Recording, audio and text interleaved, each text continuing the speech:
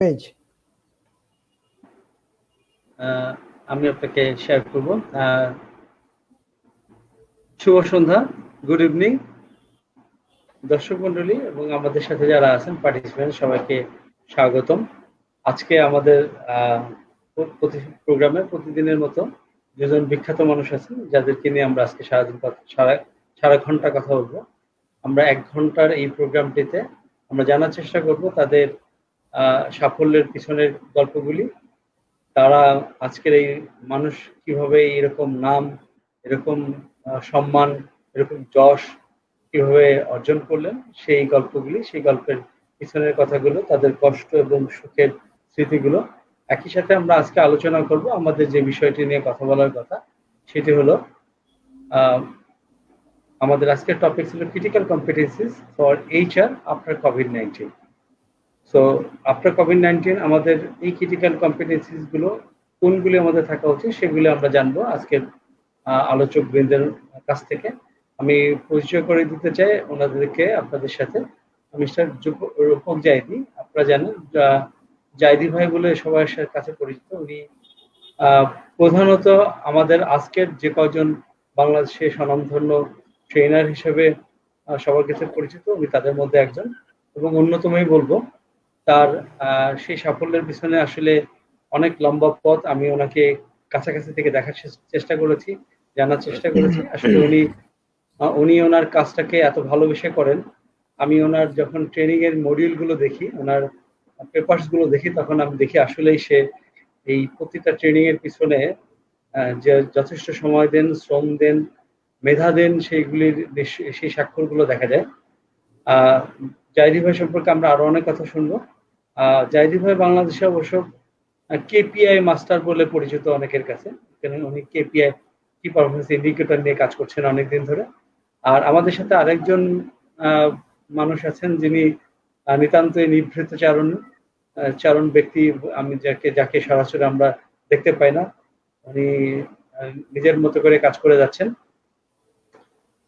ওনার সাথে আমার যতবার কথা হয়েছে আমার মনে হয়েছে উনি অত্যন্ত জ্ঞানী এবং বিশেষ করে এইচআর সম্পর্কে তার জ্ঞান যথেষ্ট ইন ডেপথ, গভীর আমি বলবো।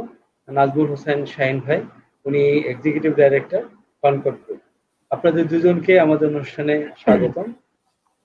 দর্শকবৃন্দ, আপনারা জানেন এই প্রোগ্রামটি প্রচারিত হয় মাই জবসের জব পোর্টাল যেটি আছে, মাই জবসের ফেসবুক পেজ থেকে, একই সাথে মাই জবসের ইউটিউব চ্যানেল থেকে এটি প্রচারিত হয়।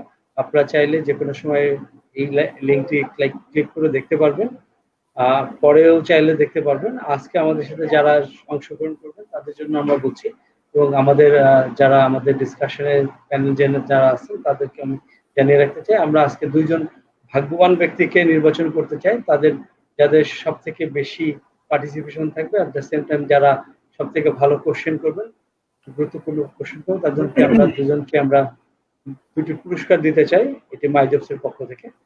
তো আমি আমার অংশটুকু না বাড়িয়ে আমি প্রথমে রূপক জাইদি ভাইয়ের কাছে জানতে চাইবো। রূপক জাইদি ভাই, আপনি আজকে যে রূপক জাইদি, আপনাকে যাকে আমরা এত ভালোবাসি, যাকে আমরা এত ফলো করি, সেই মানুষটি আসলে শুরু গল্পটা যদি বলতেন, কি করে আপনি এত দূর আসলেন? যদিও অনেক বড় হবে গল্প, বাট আমরা ছোট করে বলতে চাই। আসসালামু আলাইকুম and very good evening. Actually প্রথমেই বলে নিতে চাই যে আমার সৌভাগ্য আজকে আর একটা হিস্ট্রি, আমি কখনোই ফেসবুক লাইভে আসিনি, this is the first time. So thank you Kamruzzaman ভাই for giving me the opportunity. এমনি অনেক সেশন করেছি দেশে বিদেশে, অনেক জায়গায় পাবলিকলি স্পিকিং এর সুযোগ পেয়েছি বা সুযোগ হয়েছে, কিন্তু ফেসবুক লাইভে open, this is the first time in my history যেটা আমি ইয়ে করেছি। যেটা উনি জানতে চেয়েছিলেন আসলে যদি বলি, I was very passionate about the success. আমি আসলে ফেইলিউর শব্দটাকে খুব একটা অ্যাকসেপ্ট করতে চাই না, চাই নাইও এবং চাই না এখনো। সো এইটাই মূলত হয়তো আমার এই পর্যন্ত আসা, আমি যতটুকু অ্যাচিভ করেছি, এবং I am very happy with my present position, to be honest with all of you. I am really very happy with my present position. এবং আমি মনে করি যে আমি আসলে এই পজিশনটার যোগ্যতা রাখি না, but with the blessing of Almighty এবং আমার পরিবার পরিজন, স্পেশালি আমার প্যারেন্টস, তাদের যথেষ্ট পরিমাণ দোয়া আছে, এবং আমার ওয়েল উইশার যারা আছে, যে কয়জনই আছে, যারাই আছে, আপনারা সবাই আমার জন্য বেশি পরিমাণ ভালোবাসা দিয়েছেন, যে কারণে আমি আজকের এই অবস্থানটাতে অ্যাচিভ করতে পেরেছি। আর আমার ব্যক্তিগত যে অংশটুকু, যেটা হয়তো কিছুটা কন্ট্রিবিউট করেছে এই অ্যাচিভমেন্টের পেছনে, তার মধ্যে নাম্বার ওয়ান হচ্ছে আই এম ভেরি প্যাশনেট। আমি কখনোই ছেড়ে দেইনি, and I am very big dreamer. এটা আরেকটা বড় ইস্যুজ আমার জন্য। আমি আজকে যেটা বলি, এটা হয়তো সবার কাছে মনে হবে যে how how dare he is, but after 5 years আমার মনে হবে যে না, ঠিক আছে, এটা তো ঠিকই ছিল, এটা তো বরং কমই হয়েছে। So something like that. এবং এইটা, এই বড় ড্রিমটা এবং প্যাশনেট, এই দুইটা আমার জন্য আমার এই আজকের অবস্থানটার পেছনে যথেষ্ট পরিমাণ কন্ট্রিবিউট করেছে। And the third one is I try to spend some time for me. That is one sort of, আমি ফর্মাল মেডিটেশন করি নাই কখনো, বা কোয়ান্টাম বা যে কোনো মেডিটেশন গুলো করি নাই, কিন্তু informal I always try to make self audit, যেটা আমি সবসময় বিভিন্ন সেশনগুলোতে বলে থাকি, at least spend 10 minutes for you for in a day, or 30 minutes in a week, or 1 hour in a month, or at least once in a year you need to spend some time. And what I do, I spend around 24 hours time per year for me. That is a self audit, what I did, what I was supposed to do. So এই পার্টটা আমাকে অনেক বেশি পরিমাণ help করেছে এই জায়গাটা আসার পিছনে। থ্যাংক ইউ কামরুজ্জামান ভাই। Thank you, thank you. ধন্যবাদ রূপক ভাই। আসলে এত অল্পতেই আপনার সব গল্প শেষ হয় না, আরো অনেক গল্প এর পিছনে রয়ে গেছে। আমরা আরেকটু জানবো, আরেকটু পরে জানার চেষ্টা করবো। আমি এখন নাজমুল ভাইকে জানতে চাইবো। নাজমুল ভাই, আপনি তো আসলে বাংলাদেশে এইচআর এর একজন, আমি যতদূর আপনার সাথে দেখেছি, আপনি বেশ অনেক গভীর জ্ঞান নিয়ে কাজ করছেন সেই জায়গা থেকে। বাট আমরা আপনাকে খুব কম দেখি। আমরা সবাই অনেকে চিনি, কিন্তু আপনি কিন্তু অনেকের কাছে অচেনা। যদিও আমার কাছে চেনা, বাট অনেকের কাছে অচেনা। বাট আপনি এই মানুষটি, আজকে এই নাজমুল হোসেন শাহীন, যিনি এক্সিকিউটিভ ডাইরেক্টর কনকর্ড গ্রুপের মতো বড় গ্রুপে, আপনার সেই সাফল্যের পিছনে গল্পগুলো যদি আমাদেরকে একটু শেয়ার করতেন। আমাদের সাথে অনেক দর্শক শ্রোতা আছেন, তারা হয়তো আপনার কথা শুনে ইন্সপায়ার্ড হতে পারে।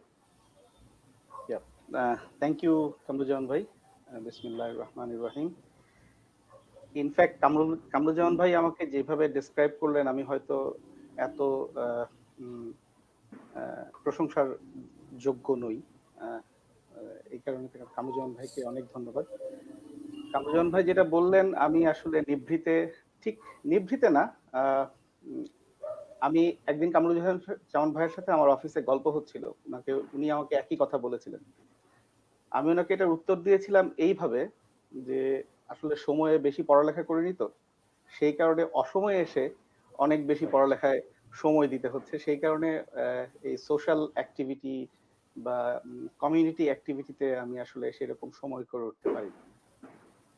আর আমার সফলতা কতটুকু হয়েছে, যতটুকুই হয়েছে, obviously thanks to almighty Allah. By his grace I am what I am today. I am here. এটার পাশাপাশি আমি যেটা মনে করি, অবভিয়াসলি আমার ফ্যামিলি মেম্বারদের ইন্সপিরেশন ছিল। অ্যাট দ্য সেম টাইম আমি আমার ক্যারিয়ারের প্রত্যেকটা সেগমেন্টে একজন করে খুব ভালো মেন্টর পেয়েছি, অ্যান্ড আমি তাদের কাছ থেকে অনেক কিছু শিখতে পেরেছি। অ্যাট দ্য সেম টাইম তারা আমাকে অনেকভাবে ইন্সপায়ার করেছে, আমাকে ক্যারিয়ারের ট্র্যাক কিভাবে ধরে রাখতে হয়, সেটাকে কি করে পুল করতে হয়, সেই অভিষ্ট লক্ষ্যে পৌঁছানোর জন্য কি কি করা প্রয়োজন, সেই দিক নির্দেশনাগুলো আমার মেন্টররা আমাকে সব সময় দিয়েছে এবং এখনো দেয়। So I am obviously grateful to my mentors. I hope যে আমার মেন্টররা আমার এই শোটা দেখছেন। This is number 2। And number 3 হচ্ছে, আমি একটা ছোট গল্প বলতে চাই। আমি ইন্টারভিউ যখন দিই, back in the year 2001 in Spectra Group. আমার প্রথম চাকরি ছিল স্পেকট্রা গ্রুপে। আমি ইউনিভার্সিটি পাস করার পর থেকে স্পেকট্রায় জয়েন করি অ্যাজ অ্যান এইচআর এক্সিকিউটিভ। তো তখন ইন্টারভিউর সময় আমাকে যে ইন্টারভিউ নিচ্ছিলেন, ইভেনচুয়ালি হি বিকেম মাই বস। তো উনি আমাকে বলছিলেন যে তোমার কথা শুনে মনে হচ্ছে তুমি মানুষকে অনেক বেশি মোটিভেট করতে পারো, মানুষকে অনেক বেশি ইন্সপায়ার করতে পারো। তো ইন দ্যাট পার্সপেক্টিভ তুমি যদি সেলসে জয়েন করো তুমি খুব ভালো সেলসম্যান হতে পারবে। তো তোমার যা বক্তব্য তুমি মানুষকে শুনিয়েই ছাড়ো। সো ওই পার্সপেক্টিভ থেকে চিন্তা করলে, ওই দিক থেকে চিন্তা করলে তুমি সেলসে খুব ভালো করবে। So better you join in sales. আমাদের সেলসে এখানে অপরচুনিটি আছে, ইউ জয়েন ইন সেলস। আমি তখন ওনাকে রেসপন্সটা দিয়েছিলাম যে আমি যদি চাকরি করি প্রাইভেট অর্গানাইজেশনগুলোতে তাহলে আমি এইচআর এই চাকরি করব, অন্য কোনো উইং এ না। তো উনি এটা শুনে আর কোনো কথা বাড়াননি, আমাকে বলেছিলেন congratulations, you are selected on that very interest. আচ্ছা আচ্ছা। তো আমি ঘটনাটা বললাম এই কারণেই, আমি যখন আমার ক্যারিয়ার শুরু করব তখন থেকে আমার এইচআর এর প্রতি একটা ফ্যাসিনেশন ছিল, একটা প্যাশন ছিল যে আমি আমার ক্যারিয়ার এইচআর-এই বিল্ড করব। প্রবাবলি এই ফ্যাসিনেশন এন্ড এই ডেডিকেশনটাই হয়তো আমাকে আজকের জায়গায় আসতে অনেকভাবে সাহায্য করেছে। এই ছিল আমার থ্যাংক ইউ। নিশ্চয়ই এর পিছনে আরো অনেক কষ্ট আছে, অনেক স্যাক্রিফাইস আছে, সেগুলোর পরে আজকে এই জায়গায় আসা। আমরা হয়তো সময়ের সাথে এগুলো জানতে পারবো আরো। আমরা যদি আজকে আমাদের টপিকসে চলে যাই, জাহিদ ভাই, আমরা টপিকসটাকে সিলেক্ট করেছি হলো critical competencies for HR after COVID-19. আমি যদি বাংলায় বলতে চাই বা যতটুকু আমরা বুঝতে চেষ্টা করবো বা বোঝার চেষ্টা করবো, সেটা হলো যে এইচআর এর কি কম্পিটেন্সি থাকা উচিত, এটা ক্রিটিক্যাল কম্পিটেন্সি আমরা অ্যানালাইসিস করছি। ক্রিটিক্যাল কম্পিটেন্সি বলতে যেই কম্পিটেন্সি গুলো আমাদের থাকা দরকার, সেটা আসলে কোভিড-19 এর পরে কোনটা বেশি ইম্পর্টেন্ট হয়ে দাঁড়াবে, যদি বাংলাটা করি সেরকম হবে। তার আগে আমি যদি একটু বলি, কম্পিটেন্সি শব্দটার সাথে আমাদের অনেকে শুনি, আমরা আসলে সবাই কতটুকু বুঝি, আসলে কম্পিটেন্সিটা যদি একটু বলতেন, কারণ কম্পিটেন্সি আসলে শব্দটা পরিচিত অনেকের কাছে, একটা জার্গানের মতো হয়ে গেছে, কিন্তু কম্পিটেন্সি আমরা কতটুকু বুঝি এটাও বোঝা দরকার। জাহিদ ভাই একটু বলবেন। ওকে, থ্যাংক ইউ রহমান ভাই। আজকে টপিকটা definitely it's a time demanded topic, I should say, কারণ এখনকার যে সিচুয়েশন তাতে it is a great challenge for the business as well as for the professionals. কারণ বিজনেস যদি সার্ভাইভ না করে তাহলে প্রফেশনালদের কোনো জায়গা নাই আর নিজেকে প্রুফ করার বা নিজেকে নিয়ে সার্ভাইভ করার। So that we need two consider the business first. So business owner বলেন, ইনভেস্টর বলেন, স্টেক হোল্ডার বলেন, সবারই আজকে খুব ত্রাহি ডাক। ইট ইজ ট্রু এবং ইট ইজ ভেরি মানে রিজনেবল অ্যাজ ওয়েল। তো এই সিচুয়েশনে সার্ভাইভ করা, আগে সার্ভাইভ তারপরে গ্রোথ, সো এই দুইটা পার্টের জন্যই দেয়ার আর সাম স্পেশাল কম্পিটেন্সিস আর রিকোয়ার্ড। যদিও এরকম না যে কম্পিটেন্সি গুলো হলেই আমি সার্ভাইভ করে ফেলবো, নট লাইক দ্যাট, বাট এটা না হলে পারবো না, it is for sure. So that হলে পারবো, সেটা না হলেও, এটা না হলে যে আমি সার্ভাইভ করতে পারবো না, এতে খুব একটা ডাউট আমার মনে হয় না আর কি, উইথ মাই প্রিভিয়াস এক্সপিরিয়েন্স। তো যে কথাটা উনি বলছিলেন যে কম্পিটেন্সি বিষয়টা কি, আমি সাধারণত আমার বিভিন্ন সেশনে যখন কম্পিটেন্সি রিলেটেড ডিসকাশন আছে, আমি একটা এক্সাম্পলের মাধ্যমে কম্পিটেন্সিটাকে ডেসক্রাইব করি। সে মনে করেন আপনি এইচআর থেকে একটা ড্রাইভার হায়ার করবেন, আপনার রিকোয়ারমেন্ট ছিল 5 ইয়ার্স এক্সপিরিয়েন্স ইন ড্রাইভিং। আপনি লোকটাকে জিজ্ঞেস করলেন, আচ্ছা ভাই বলো তো ড্রাইভিং করার জন্য কি কি জানা দরকার, বা একটা গাড়ি কিভাবে চালায়, একটা গাড়িতে কি থাকে, এই ধরনের কিছু নলেজ বেসড কোয়েশ্চেন আপনি করলেন। হি অ্যান্সার্ড এভরি কোয়েশ্চেন পারফেক্টলি। সুতরাং সে নলেজ টেস্টে পাস করে গেল। তারপরে বলেন যে ভাই চলো তো দেখি যাই, একটু তোমাকে নিয়ে একটু ড্রাইভ করি, তুমি কিরকম পারো। সো পাশের সিটে বসলেন, একটা মাঠের মধ্যে 10টা চক্কর দিলেন, 20 মিনিট ড্রাইভ করলো, গুড ড্রাইভিং, কোনো ডাউট নেই। সো এটা ছিল তার how test, how to drive, এটা তার স্কিল টেস্ট। সো স্কিল টেস্টে সে কোয়ালিফাই করলো। এবার আপনি আসলেন, ভাই তোমার এক্সপিরিয়েন্স কতদিনের, বলে যে স্যার আমার এক্সপিরিয়েন্স 10 ইয়ার্স। গুড, আপনি চেয়েছিলেন মাত্র 5 বছর, পেয়েছেন 10 বছর। তো বলতেছি 10 বছর এক্সপিরিয়েন্স কবে থেকে গাড়ি চালাও? তো 2000 সাল থেকে। দেখে তো মনে হচ্ছে না, তোমার তো আরো বেশি এজেড মনে হচ্ছে, আরো বেশি এক্সপিরিয়েন্স হওয়া উচিত ছিল। বা 2000 থেকে হলে এখন 2020, তার মানে 20 বছর হওয়ার কথা। না স্যার, 2000 থেকে 2010 পর্যন্ত গাড়ি চালিয়েছি, 10-এর পরে থেকে বাড়িতে চলে গেছিলাম, কৃষিকাজ করতাম। এখন আবার ধানের দাম টাম কমে গেছে, আবার কামব্যাক করছি আগের প্রফেশনে। নাও আপনি একটা দুশ্চিন্তার মধ্যে পড়ে গেলেন, are you going to higher this driver? Of course some smart people should say no. কারণ কি, আপনি তার ability to apply the skill, আমি repeating, ability to apply the skill, এই জায়গাটা বড় কোশ্চেন মার্কে চলে আসছে, বিগ ডাউট। আপনি স্কিলড, বাট আপনার এই স্কিলটা এই এনভায়রনমেন্টে এই মুহূর্তে আপনি অ্যাপ্লাই করতে পারবেন কিনা, এই জায়গাটাতে আপনার একটা কোশ্চেন মার্ক চলে আসছে।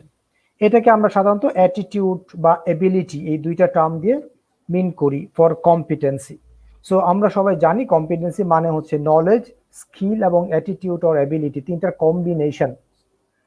এইখানে এই লোকটা নলেজেবল, এই লোকটা স্কিলড, বাট অ্যাবিলিটির ক্ষেত্রে একটা ডাউট থাকার কারণে হি ইজ নট কম্পিটেন্ট। তার মানে হচ্ছে আপনার জানতে হবে, আপনার পারতে হবে এবং আপনার করতে হবে। যদি আপনি করেন, অভ্যস্ততা থাকে, habit, attachment with the profession আর উইথ দ্য টাস্ক, তখনই আসলে এটাকে কম্পিটেন্ট বলা হয়। আদারওয়াইজ কম্পিটেন্ট বলা হয় না, স্কিলড বলা হয়। এবং তার আরো একটা গুড এক্সপিরিয়েন্স যদি আমি বলি, আমরা সাধারণত ক্রস ইন্ডাস্ট্রি হায়ারিং এ একটু হলেও অ্যালার্জি থাকে আমাদের, করতে চাই না।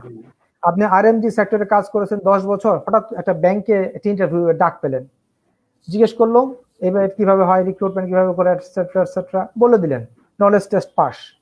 হাউ দিয়ে যখন কোশ্চেন করতেছে, স্কিল টেস্টও পাস। আচ্ছা, আপনি কোথায় করে চাকরি করেছেন? স্যার, আমি তো আরএমজি সেক্টরে 10 বছর। আরএমজি সেক্টরে মিস্টার এক্স, মিস্টার রহিম, আপনি ভালো, খুবই ভালো পার্সন, আপনি স্কিল্ড পার্সন, কিন্তু ব্যাংকিং সেক্টরটা একটু ডিফারেন্ট, পলিসিগুলো ডিফারেন্ট, মানুষগুলো ডিফারেন্ট, এইখানে কি আসলে আপনি করতে পারবেন? হ্যাঁ হ্যাঁ স্যার, আমাকে একটু সময় দেন, 2-3টা মাস, আমি একটু দেখলে, বা আমি এমনি পারবো। তারপরেও একটা ডাউট থেকে যায় যে আপনাকে ইন্ডাস্ট্রিটা চিনতে হবে, ইন্ডাস্ট্রিটা বুঝতে হবে। তার মানে আপনার স্কিল লেভেলটা এই এনভায়রনমেন্টে ফিট ইন করতে you may take some additional time, যেটা দেওয়ার জন্য এমপ্লয়ার এই মুহূর্তে প্রস্তুত না। আপনাকে বলে দিল যে উই আর এক্সট্রিমলি সরি। তো so that is basically the competency, right? So আমরা যদি জাস্ট এই জায়গাটাতে আসি, ডেফিনেটলি নাজমুল ভাই will also share about it, যে ক্রিটিক্যাল কম্পিটেন্সির মধ্যে আমার কাছে এখন যেটা মনে হয়েছে, বেসিক্যালি আমরা রেজাল্ট বেসড একটা পার্ট দেখি, স্ট্র্যাটেজি বেসড একটা পার্ট দেখি। আমার কাছে মনে হয়েছে those who are strategy based people, তারাই বোধহয় এখন ভালো সার্ভাইভ করতে পারবে। কারণ এখনকার সময়টা, করোনা যেরকম তার স্ট্রাকচার চেঞ্জ করতেছে কন্টিনিউয়াসলি, আপনাকেও ব্যবসায় টিকে থাকার জন্য বা প্রফেশনের টিকে থাকার জন্য এই স্ট্র্যাটেজি চেঞ্জ করতে হচ্ছে, প্রোডাক্টের ক্ষেত্রে হোক, কম্পিটেন্সির ক্ষেত্রে হোক। সুতরাং আপনি যদি স্ট্র্যাটেজি চেঞ্জিং এ এক্সপার্ট না হন, প্রবাবলি আপনার জন্য big time, tough time wait করবে। সো আমার মনে হয় যে কন্টিনিউয়াসলি যাই, আমি একটা টাইম সবগুলো বলার চেয়ে বরং শেয়ারিং করে করে বলা ভালো হবে। রাইট, থ্যাংক ইউ জায়দি ভাই। নাজমুল ভাই, আমার মনে হয় জায়দি ভাই অনেকগুলো পয়েন্ট কভার করছেন।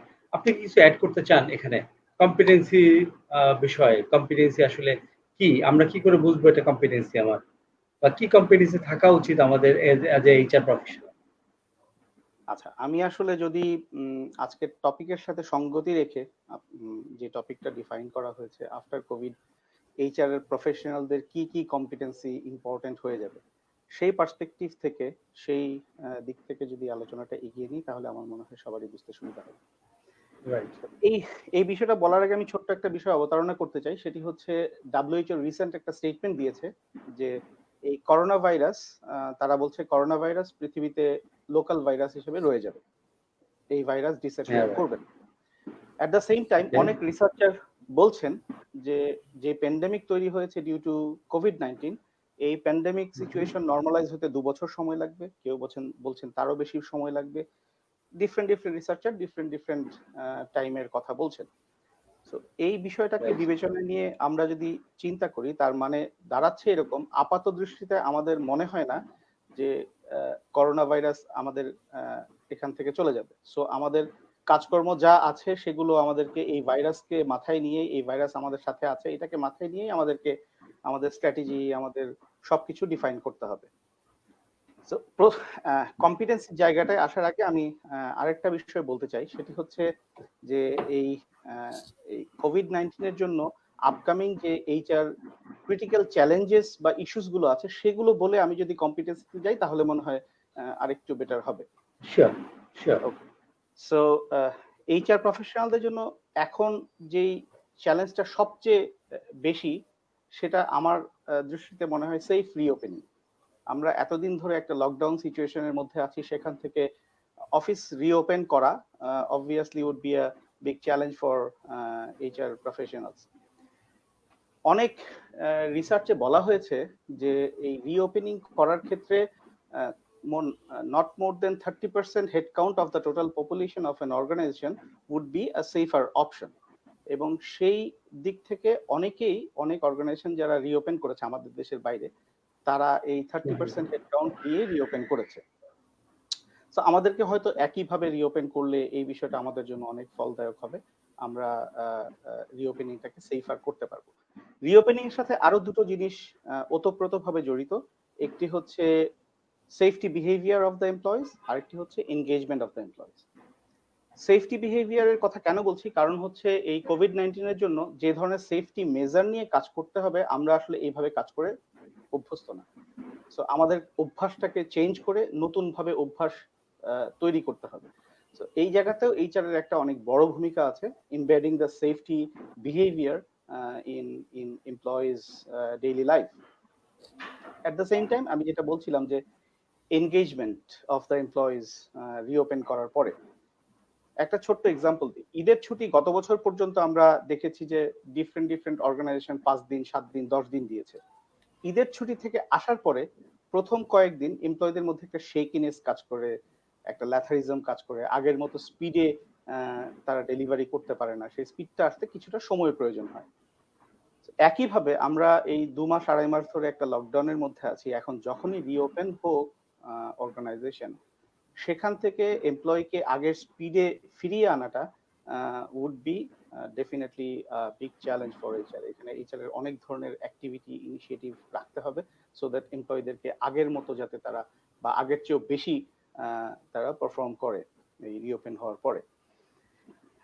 আমরা সবাই জানি এই করোনা ভাইরাস গ্লোবালি একটা রিসেশন আমাদেরকে উপহার হিসাবে দিয়েছে। সো এই উপহারটাকে হ্যান্ডেল করা এখন আমাদের সবার জন্য একটা অনেক বড় challenge. Right. So office reopen হওয়ার পর আমরা যে জিনিসটা দেখতে পাবো সেটা হচ্ছে অনেক ধরনের কস্ট মিনিমাইজেশন অ্যাক্টিভিটির মধ্য দিয়ে আমাদেরকে যেতে হবে। অর্গানাইজেশনগুলোকে যেহেতু প্রফিট ম্যাক্সিমাইজেশন এই সময় হয়তো অতটা পসিবল হবে না, so cost minimization would be একটা মেজার, অল্টারনেটিভ। এক্স্যাক্টলি, অল্টারনেটিভস, যে এই সিচুয়েশনে আমরা কি করে সার্ভাইভ করতে পারি এন্ড সামনে এগিয়ে যেতে পারি। তো সেই দিক থেকে চিন্তা করলে manpower reduction or workforce optimization or job cut would definitely come into the place. পৃথিবীতে অন্য অনেক দেশে, ইউরোপ আমেরিকায় অনেক মানুষ চাকরি হারিয়েছে, এবং আমরা জানি যে এইচআর এর জন্য এই ওয়ার্কফোর্স অপটিমাইজেশন বা ওয়ার্কফোর্স রিডাকশন কখনোই একটা সুখকর কাজ না, বাট তারপরও আমাদেরকে এই অসুখকর কাজটাই করতে হয়। এই সময়ের রিডাকশন এবং অন্য সময়ের রিডাকশন মধ্যে একটা বেসিক ডিফারেন্স আছে।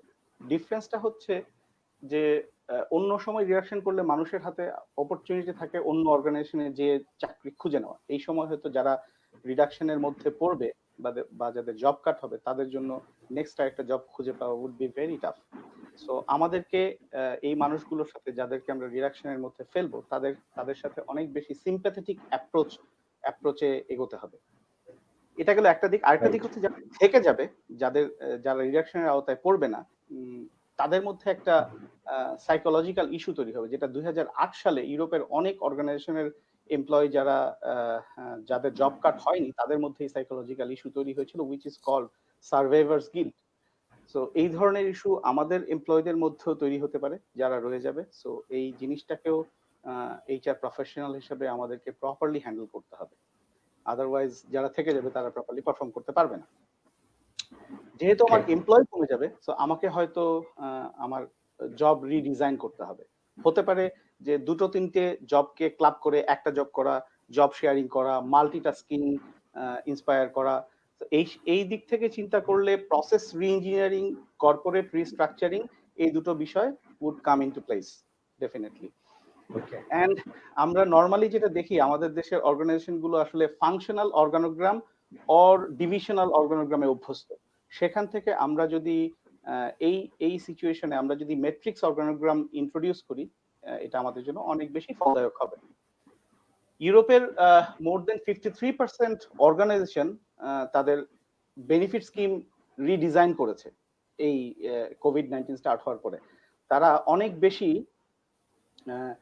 Health care related benefit add করেছে তাদের বেনিফিট স্কিমে। আমাদের হয়তো গোয়িং ফরওয়ার্ড আমাদেরকে হয়তো এই ধরনের বিষয় ইন্ট্রোডিউস করতে হবে, রিডিজাইন করতে হবে আমাদের বেনিফিট স্কিমকে to uphold the motivation level of the employees.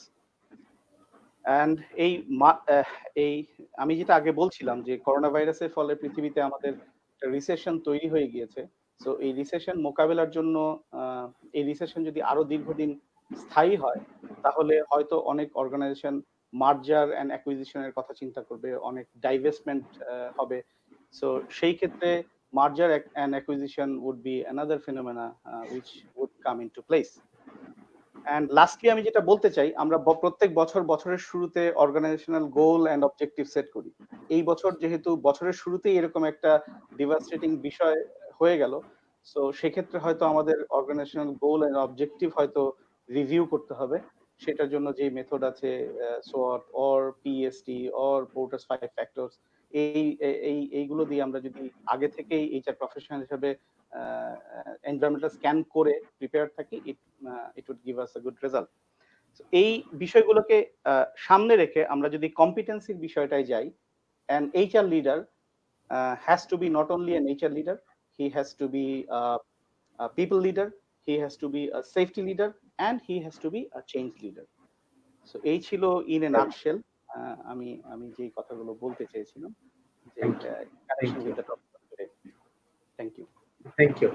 Thank you. আসলে নাজমুল ভাই অনেক কথা বলে ফেলছেন, পুরো বিজনেসটাই উনি কভার করে ফেলছেন। ছোট বড় সবগুলো বিষয়টার মধ্যে চলে আসে, হয়তো এটা ডিসেকশন করলে আরো হয়তো ছোট ছোট বিষয় আলোচনায় চলে আসবে। আমি জাইদি ভাইয়ের কাছে যেতে চাই আবার। জাইদি ভাই, আপনি কিছুটা বলেছিলেন, আপনার বক্তব্যে আরো কিছু অংশ রয়ে গেছে যতটুকু তখন প্লিজ। সো আমি যদি নাজমুল ভাইয়ের ডিসকাশনটাকে কানেক্ট করি, এখান থেকে আসলে পরে দুই তিনটা মেজর কম্পিটেন্সি দরকার হচ্ছে। একটা হচ্ছে প্রথম, আমি নিজে কারেজিয়াস কিনা, আমি নিজে কমিটেড কিনা, এটা ইম্পর্টেন্ট। আমি হয়তো আরেকজনকে বলতেছি, বাট আমি নিজে যদি এটা ফিল না করি তাহলে কিন্তু আমি বলতে পারবো না পারফেক্টলি। সো আমি যখন আরেকজনকে বলবো ভাই আপনারা আসেন, কাজে আসেন বা চলেন, let us face it, so I need to own it. তো যে কারণে emotional intelligence could be one of the biggest competencies right now. আপনার এই মানে ভয়, stress, you are all are stressed now. So এই স্ট্রেসটাকে রিডিউস করে বা ম্যানেজ করে আপনি কাজে বা আপনার যে কম্পিটেন্সিটা আছে বা যে স্কিল সেটটা আছে সেটাকে স্বাভাবিকভাবে অ্যাপ্লাই করার যে ক্যাপাসিটিটা, that is basically the emotional intelligence part. So we need to be emotionally intelligent, that is one of the biggest skill for this after COVID সিচুয়েশন। এবং আরেকটা জিনিস নাজমুল ভাই বলেছেন, এনগেজমেন্টের ইস্যুস, তার মানে এনগেজমেন্ট কম্পিটেন্সি। সো আপনি নিজে এবং আপনি আপনার পিপলকে কিভাবে এনগেজ রাখবেন, that is another very important competencies nowadays. এবং HR হচ্ছে engagement leader to some extent, এবং all the department heads also.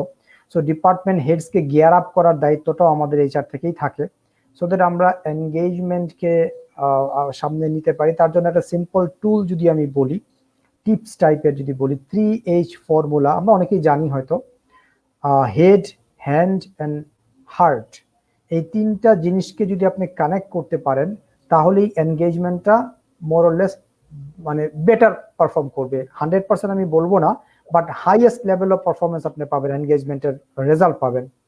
How can you do that? For head, connecting your head, আপনাকে যেটা করতে হবে লজিক এস্টাবলিশ করতে হবে, make them understand the situation. আপনি যদি অ্যাওয়ারনেস করেন যে after covid how much challenge for people, how much challenge for business, যখন সে রিয়েলাইজেশন করবে, তার ব্রেন কাজ করবে, তখন সে কমিটমেন্ট লেভেলটা আসবে। এটা হচ্ছে হেডকে যদি আপনি কানেক্ট করতে চান, you need to connect with the logic. Then আপনি যদি হার্টকে কানেক্ট করতে চান, you need to have with emotional appeal. So emotional attachment দরকার হবে আপনার। যদি আপনি এটা এনশিওর করতে পারেন, তাহলে তার হার্টটা পাবেন, যেখান থেকে কমিটমেন্টটা আসবে। আর পলিসি দিয়ে আপনি তো হাতটা পাবেন, হ্যান্ড। সো এই আমরা এখন শুধুমাত্র হাতটাকে নিয়ে বেশি চিন্তা করি, আমাদের সমস্ত পলিসি প্রসিডিওর হাতকে কেন্দ্র করে।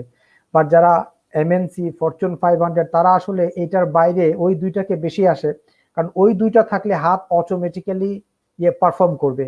আপনি ঘুমের মধ্যে হাত দিয়ে মশা মারতেছেন, it is not because of your hand is engaged, it is because of your head is engaged. So head যখন কমান্ড করতেছে, হাত অটোমেটিক্যালি এখানে যাচ্ছে। সুতরাং পলিসি দিয়ে এখন খুব একটা পার পাওয়া যাবে না, rather realization, make them a part of this challenge. তারা জানুক কি হচ্ছে, সো দ্যাট এই জানার মাধ্যমে তারা কিন্তু রিয়েলাইজ করবে what they need to do, how they can survive self এবং for the organisation. So engagement পার্টটা আর একটা বড় এরিয়া। এবং খুব রাইটলি সেইড নাজমুল ভাই যে বিজনেস প্রসেস রি-ইঞ্জিনিয়ারিং।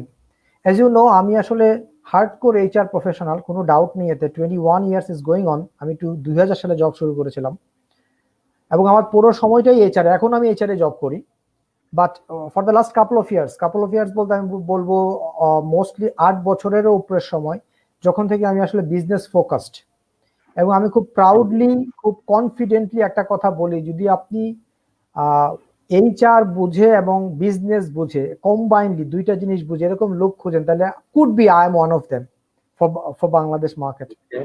তো এই দুইটা কম্বিনেশন আমি গত কয়েক বছর যাবত আসলে বিজনেস ফোকাস কাজ করার কারণে, even business consultant role play করার কারণে, I could see the both side of the coin, employer and employee, both side. তো সুতরাং process re-engineering is very vital after Covid.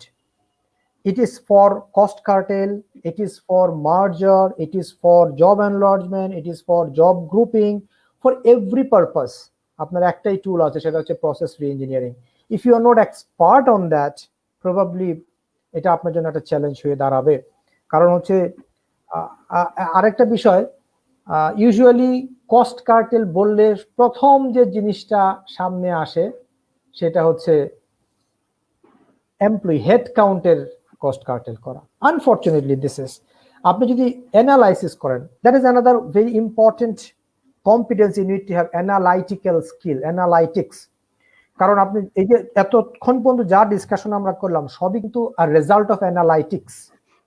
So আপনি যদি দেখেন আপনার টোটাল কস্টের কত percent head count cost, 3%, 4%, 5%, 6%। So 6%-এর উপর যদি আপনি এমফেসিস দেন, দিয়ে যদি আপনি এইটার 10% কমান, তাহলে আপনি আলটিমেটলি কমালেন 0.6%। আর আপনি যদি 94% যেখানে আছে সেইখানে একটু এফোর্ট দিয়ে যদি ওইখানে 5% কমাতে পারেন, এখানে কিন্তু আপনি 4.5% গেইন করলেন। তাহলে আপনি ছোটটার উপর বেশি ফোকাস না দিয়ে বড়টার উপর যদি ফোকাস করেন, তাহলে হয়তো বেটার হবে। বড়টা কোনটা? এই প্রসেস রেঞ্জে। আপনি দেখেন প্রসেস কস্ট, একটা প্রসেস যদি শেষ করতে লাগে 10 আওয়ার্স, আপনি যদি এখানে একটু ওয়ার্কআউট করে এটাকে 9.5 আওয়ার্সে নিয়ে আসেন, তাহলে 0.5 আওয়ার সেভ করার কারণে আপনি যদি পুরো বছর ব্যাপী এটাকে টোটাল এগ্রিগেটেড করেন, প্রবাবলি আপনার 10টা লুক কমানোর চেয়েও এটা বেশি ইম্পর্টেন্ট হইতো, এটা বেশি কন্ট্রিবিউটিং হয়। এবং এটাতে কিন্তু দেখা যাবে না লোকজনের হ্যাম্পার হচ্ছে না, কারো ক্ষতি হচ্ছে না। So why not you are doing it? আপনি যদি এনগেজমেন্টের পিছনে কাজ করেন, আপনার applying the effectiveness, people effectiveness এর পার্সেন্টেজ যদি আপনি কাউন্ট করেন, প্রবাবলি 45, 50, 60-র উপরে সাধারণত যায় না। আমরা যেটুকু জানি, যেটুকু আমার ক্যাপাসিটি আছে, তার 60-65% হয়তো আমি অ্যাপ্লাই করছি। তাহলে এইটাতে যদি আমি একটু কাজ করি, আমার কমিটমেন্ট লেভেলটা একটু হাই করতে পারি, তাহলে এইখানে আমার যদি 5% বাড়ে, that could be a good opportunity for the business. সুতরাং এই সমস্ত জায়গাগুলো আসলে হাইলাইট করাটা খুব জরুরি। মানে ওই, হ্যাঁ আপনার তো ডেফিনেটলি যদি হেড কাউন্ট বেশি হয়, রিডান্ডেন্ট হয়, অথবা মার্চ করার সুযোগ থাকে, আপনাকে করতে হবে, let it put at the last resort. এটাকে একদম সবার শেষে চিন্তা করি আমরা। এর আগ পর্যন্ত আমি চেষ্টা করি, আমি বলছি, ইভেন আমি অনেকগুলো বিজনেসম্যানদের বিভিন্ন ওয়েবিনার, যেমন গত কয়েকদিন আগে একটা ওয়েবিনার ছিল, business continuity plan for, I mean, contribution of employee for business continuity plan. What I suggested, আপনার এখন স্ট্র্যাটেজি চেঞ্জ করতে হবে। আপনি যদি প্রোডাক্ট লাইন চেঞ্জ করতে পারেন, আপনি যদি প্রোডাক্ট লাইনের ডিফারেন্সিয়েশন আনতে পারেন, আপনি যদি ডাইভার্সিফাইড চ্যানেল ব্যবহার করতে পারেন, আপনার এমপ্লয়িগুলো কিন্তু ডিফারেন্টলি ব্যবহার করা যাবে। আপনি দেখবেন যে একটা ভিডিও দেখেছিলাম বোধহয় লটোর, উনি ওনার এমপ্লয়ি নিয়ে ধান কাটায় লেগে গেছে।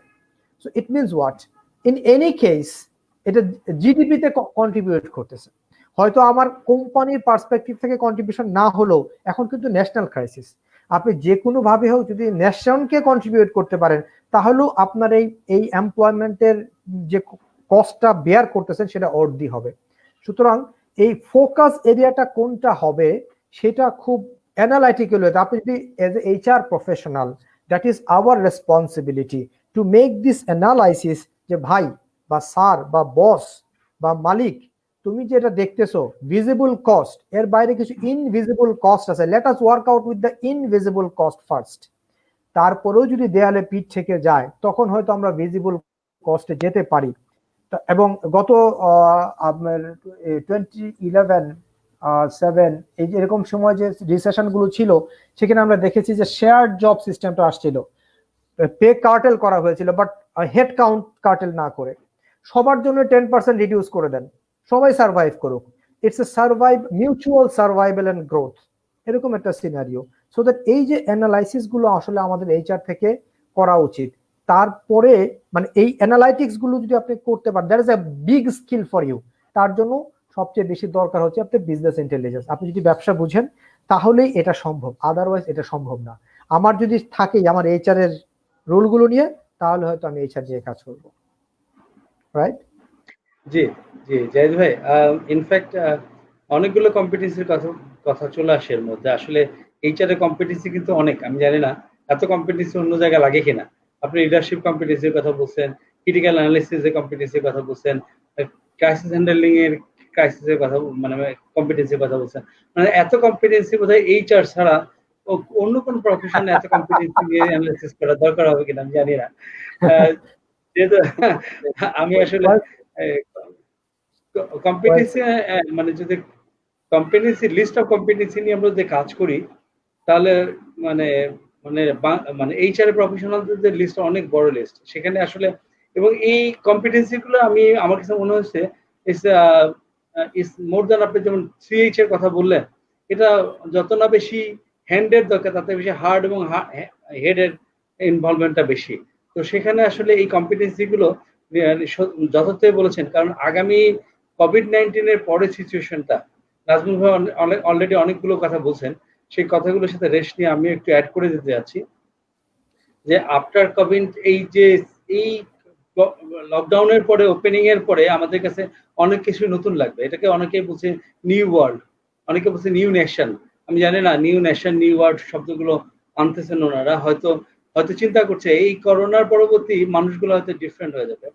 তাদের, আমাদের যেহেতু অনেক কিছুতে চেঞ্জ আসতে হচ্ছে, আপনি ধরুন হেলথ পলিসিতে আমাদের চেঞ্জ আনতে হবে, আপনার অফিসের অ্যাকোমোডেশনে আপনার চেঞ্জ আনতে হবে, আপনার পার্সোনাল সেফটিতে চেঞ্জ আনতে হবে, ইভেন মানে ইন্স্যুরেন্স যদি না থাকে ইন্স্যুরেন্স আনতে হবে। এরকম অনেক কেস মনে হয় এইচআর সামনে আসছে। আর একটা বড় জিনিস আসছে ওয়ার্ক ফ্রম হোম বা ডিস্টেন্স ওয়ার্কিং, এই ধরনের জিনিসগুলো চলে আসবে। যেমন আমি চিন্তা করছিলাম, যেহেতু আপনারা জানেন যে আমি মাই জবস নিয়ে কাজ করি, মাই জবস থেকে আমি চিন্তা করছি আমরা একটা রিমোট ইন্টারভিউর জন্য আমরা একটা অপশন তৈরি করার চেষ্টা করছি। এইচআর প্রফেশনালরা এখন ডেকে এনে ইন্টারভিউ করতে না হয়, সেজন্য রিমোটলি ইন্টারভিউ করতে পারে এবং তার ডকুমেন্টেশন গুলো সেখানে থাকে। তো এইভাবে আরো অনেক অ্যাকোমোডেশনের দরকার হবে, অনেক এখানে টেকনোলজি ইনভেস্টমেন্টের দরকার আছে। টেকনোলজিকে মানে ক্লোজ সাথে করে নিয়ে আমাদের এগোতে হবে। আচ্ছা নাজমুল ভাই, আপনি যেখান থেকে শেষ করেছিলেন ওখানে যদি আমাদেরকে আরেকটু অ্যাড করেন যে আসলে ক্রিটিক্যাল কম্পিটেন্সি এইচআর এর যদি আরেকটু স্পেসিফিক্যালি বলেন যে আমাকে বিইং এ এইচআর প্রফেশনাল আমাকে কোন কোন ক্রিটিক্যাল জায়গাতে আরো বেশি এমফাসিস করা উচিত, মানে যেটা খুব বেশি জরুরি হয়ে দাঁড়াবে সামনের দিনে? Thank you. রূপক জাহিদি ভাইয়ের কথার সাথে আমি একটু অ্যাড করতে চাই।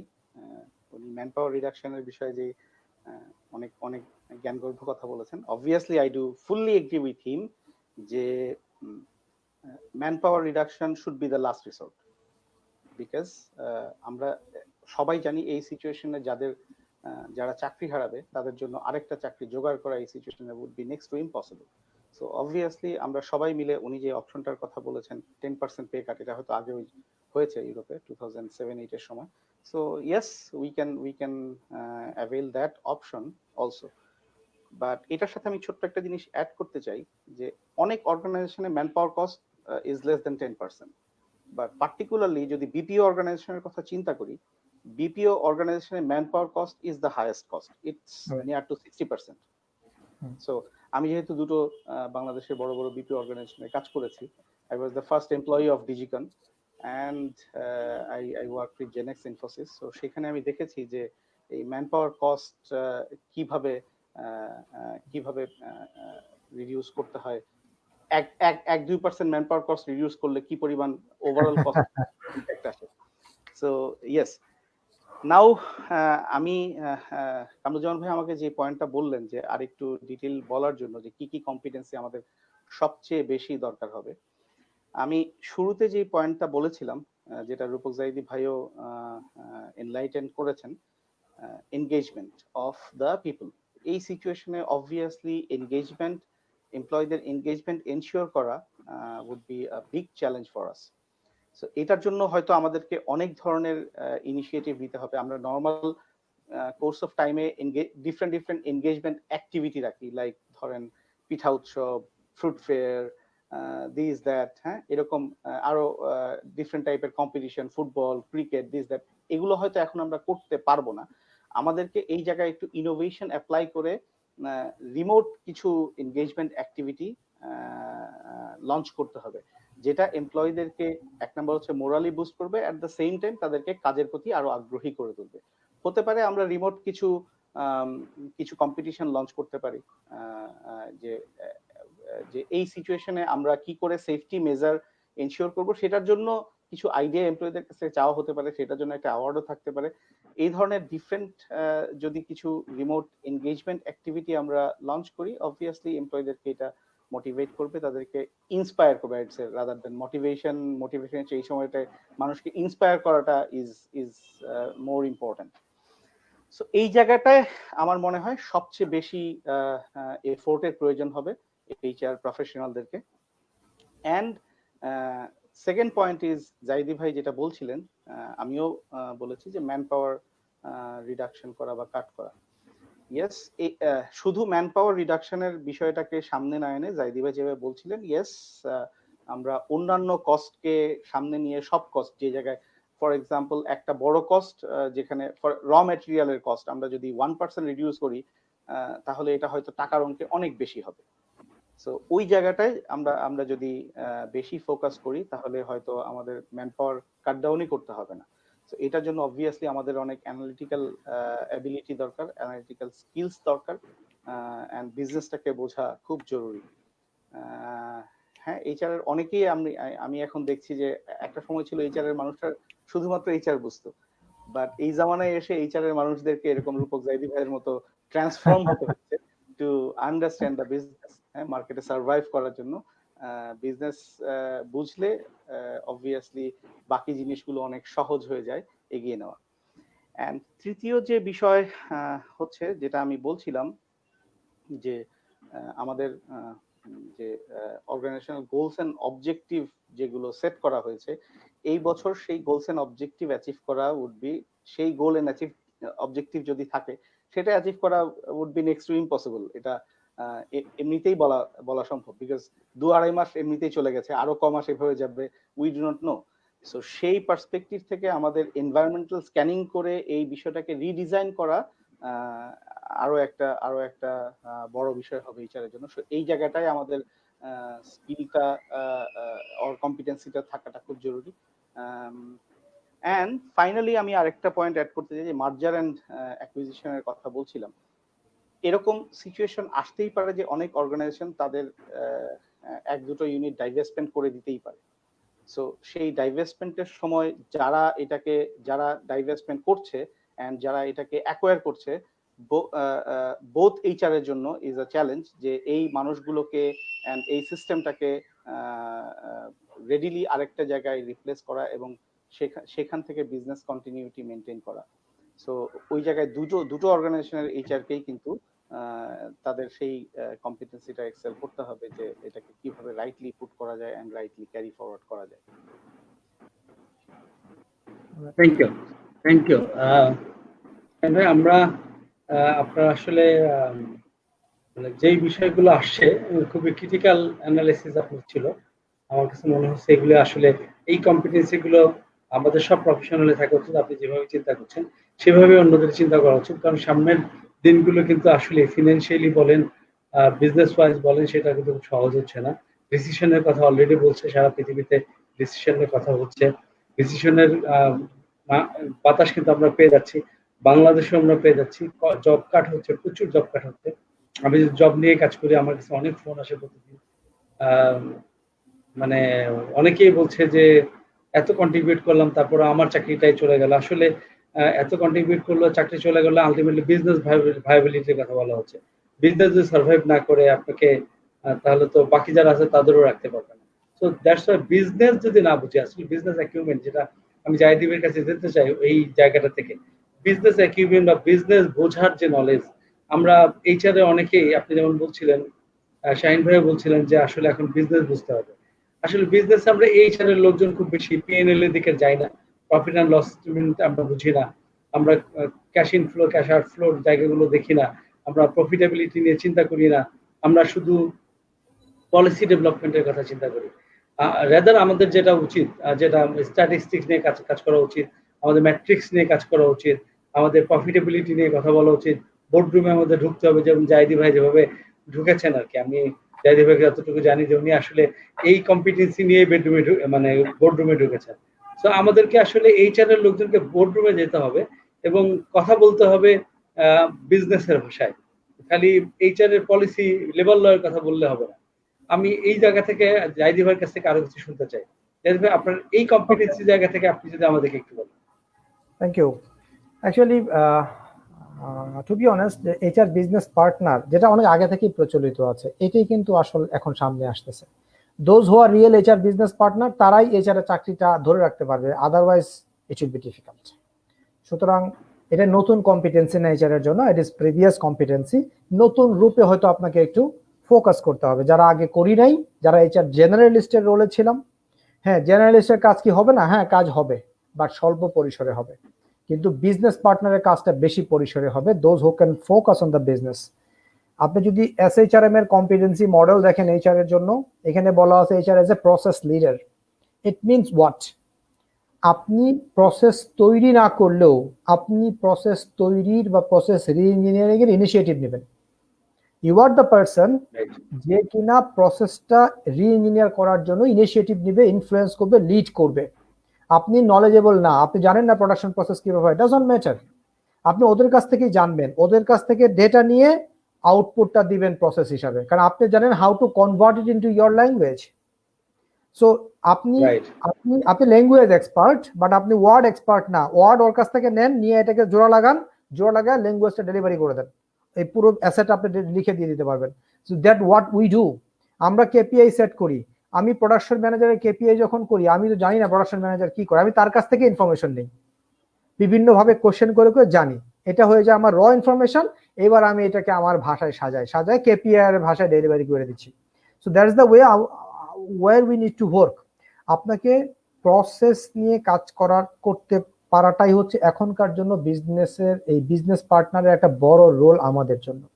আপনি হয়তো যদি আরো একটু অ্যাডভান্স লেভেল চিন্তা করেন, লাইক মি, আমি আমাকে মানে যাই বলুন না, আমি নিজেরটা বলি, এটা এই বিজনেস নিয়ে আমি যে পরিমাণ চিন্তা করেছি বা করি, it is really very rare from HR point of view, because I found myself as a numeric HR professional. আমি অলওয়েজ নাম্বার নিয়ে কাজ করতাম।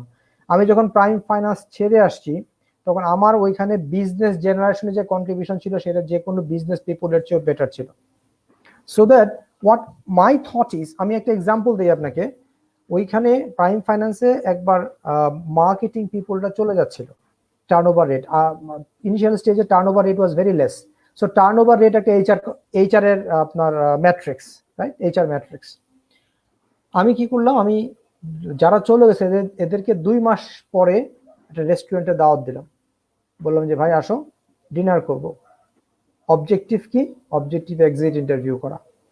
2 মাস পরে কিন্তু, কারণ হচ্ছে এখন তারা সেফ, তারা যে কোনো কিছু শেয়ার করতে পারে। And they shared with me যে জারি ভাই আপনার এখানে মার্কেটিং এর যে প্রসেসটা আছে, এই প্রসেসটা is not comfortable for marketing professional. আমি বললাম যে কেন? বলে যে এখানে অনেক অ্যাডমিনিস্ট্রেটিভ কাজ করতে হয় মার্কেটিং এর লোককে।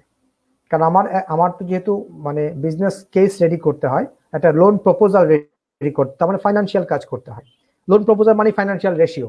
যারা মার্কেটিং এ কাজ করে অনেকেই আছে they are not that much expert in finance, so that তার জন্য তো আরো বেশি। এমনি একটা ফাইন্যান্স এক্সপার্ট যদি 1 ঘন্টায় তৈরি করতে পারে, তার হয়তো 2 ঘন্টা 3 ঘন্টা লেগে যায়। তার কথা হচ্ছে ভাই আমি মার্কেটিং এর লোক, আমি মাঠে ঘাটের লোক, আমাকে যদি আপনি কম্পিউটার দিয়ে বসা রাখেন 4 ঘন্টা, তাহলে আমার ক্যারিয়ারটা ধ্বংস হয়ে গেল। সো হোয়াট দে ডিড, তারা তার মতো করে চাকরি নিয়ে চলে গেল। তাহলে এখানে দেখেন টার্ন ওভারের কস্ট কিন্তু কোনো ক্যারিয়ার মানে আপনার বেনিফিটও না, অন্য কিছু না, এটা হচ্ছে আমার process. Then I started working যে আমি এটাকে কিভাবে রি-ইঞ্জিনিয়ার করতে পারি। দেন আই সাজেস্টেড ম্যানেজমেন্ট, এবং ম্যানেজমেন্ট অ্যাপ্রুভড ইট, যে আমরা একটা সেলস অ্যাডমিন ডিপার্টমেন্ট করলাম। তার মানে প্রত্যেকটা হার্ডকোর সেলসের লোকের সাথে একটা করে ফাইন্যান্স গাই অ্যাটাচ করা আছে। সেলসের লোকটা শুধু ফিল্ড থেকে ফাইলটা কাগজপত্রগুলো নিয়ে এসে ফাইন্যান্স গাই টেবিলে রেখে দিল, ডান। এইবার ওর কাজ হচ্ছে পুরো প্রপোজাল তৈরি করা, এবং সেও টাইম টু টাইম ওই ক্লায়েন্টের সাথে মাঝে মাঝে কমিউনিকেট করলো। এখান থেকে আমার অনেকগুলো বেনিফিট পেলাম। নাম্বার 1 বেনিফিট হচ্ছে আমার একটা সাকসেসর তৈরি হচ্ছে। যদি কোনো কারণে, কারণ সেলস পারসন তো চাকরির অভাব নেই, সে কালকেই সালাম দিতে পারে, একদম রেডিলি অ্যাভেলেবল, কাস্টমারের সাথে অ্যাটাচ করা একটা লোক রেডি থাকতেছে। সেকেন্ড হচ্ছে সেলস পারসনরা কস্টলি হয়, বাট এরা ফ্রেশ গ্রাজুয়েট, এরা তো কস্ট কম। তো আমি একটা সেলস পারসনের বেশি কস্টের সময় সেভ করে দিচ্ছি by using lower cost. Third হচ্ছে ন্যাশনাল কন্ট্রিবিউশন করলাম, যারা ফ্রেশ গ্রাজুয়েট তাকে কেউ চাকরি দেয় না, আমি ইউজ করলাম, আমি দিচ্ছি। সো এরকম বিভিন্ন লেয়ারে আমি কিন্তু এই কন্ট্রিবিউশনটা করলাম। That is a process re-engineering, এবং trust me it worked a lot for the organisation, it worked a lot, এবং এটা কিন্তু আমার ইনিশিয়েটিভ ছিল। So from HR point of view আপনাকে আসলে আউট অফ দ্য বক্স চিন্তা করা। আউট অফ দ্য বক্স বলতে বোঝাচ্ছি think as a business partner, এবং রিয়েল টাইমে যদি আপনি বিজনেস পার্টনার চিন্তা করেন, তাহলে আপনার মাথায় সবসময় ব্যাপারটা থাকতে হবে।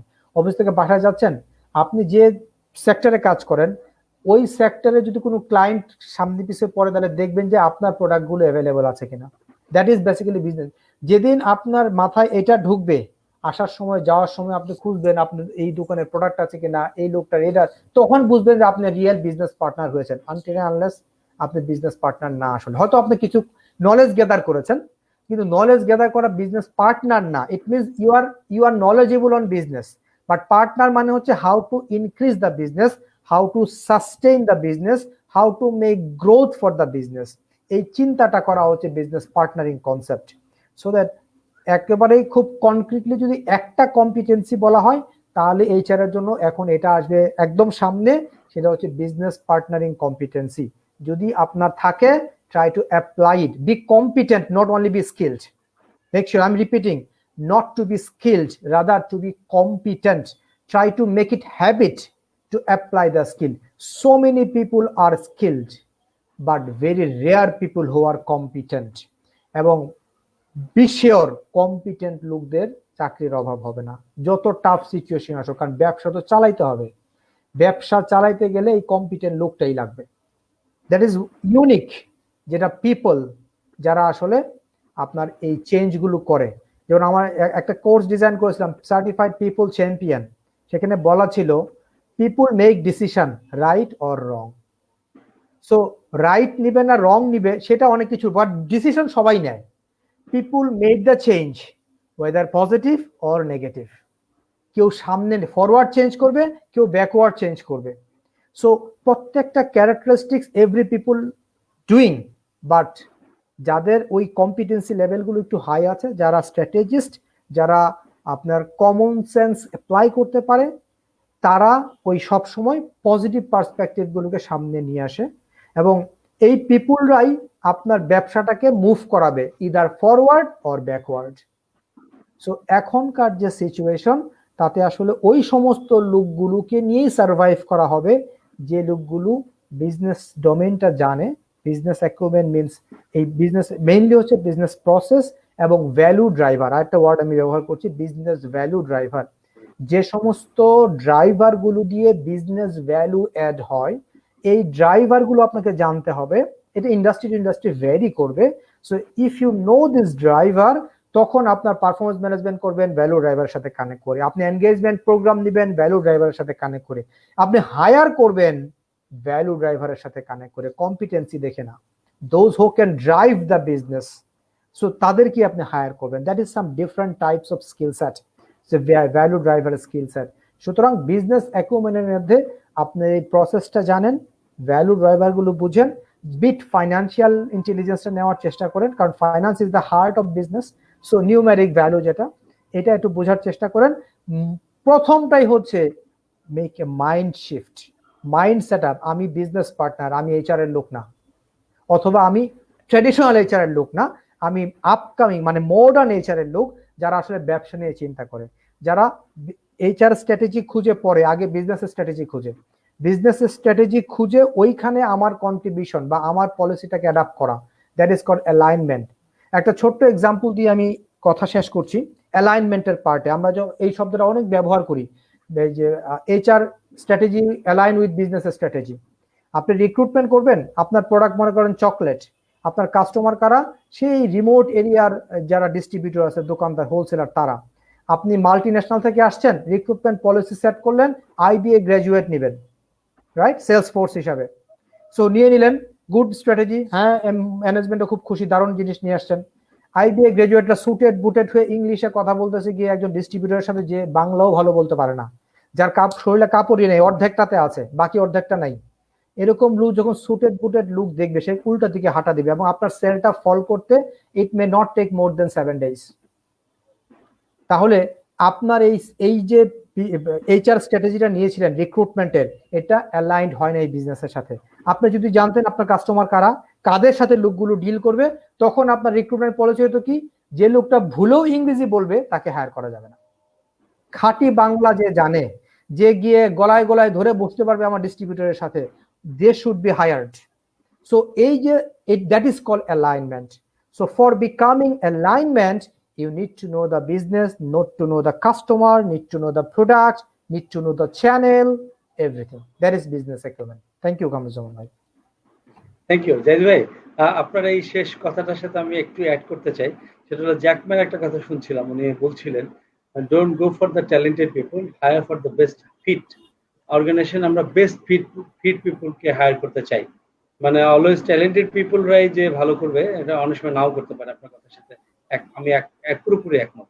আমরা একটু আমাদের কিছু দর্শক আমাদের সাথে আছেন, আমাদের সময় প্রায় ফুরিয়ে আসছে, আমরা একটু দর্শকদের কথা একটু শুনি। ওনারা আমাদেরকে কিছু উইশ করেছেন, কিছু কোশ্চেন করেছেন।